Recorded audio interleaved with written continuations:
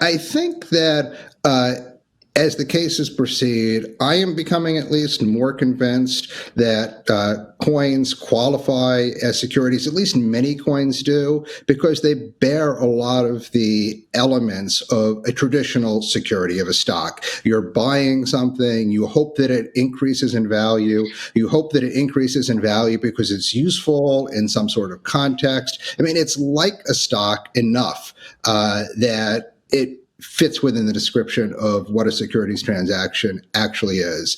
The other issue to consider is that entities like Coinbase are trying to do everything. They're operating as an exchange, as a clearinghouse, as a broker-dealer, as an investment place. And I think that no matter what happens with the court decisions, there's ultimately going to be some kind of legislative response, which effectively will be some kind of a stay-in-your-lane response. And we've already seen this in New York State. There's proposed legislation that would say that companies have to choose what they are. If they're an exchange, they can't be a broker-dealer. If they're a broker-dealer, they can't be a clearinghouse.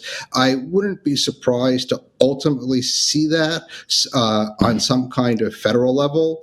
Had you asked me a couple of months ago, is there any chance that Congress will come to some kind of bipartisan accord on how to regulate digital assets, I probably would have said that that was unlikely. But I think that with all of the different cases coming out, there is more of an impetus to some kind of congressional resolution. Oh. And while it's still unlikely, because we'd have to get a bipartisan consensus, and bipartisan is like linear B. It's a word that no one can translate to the current Congress.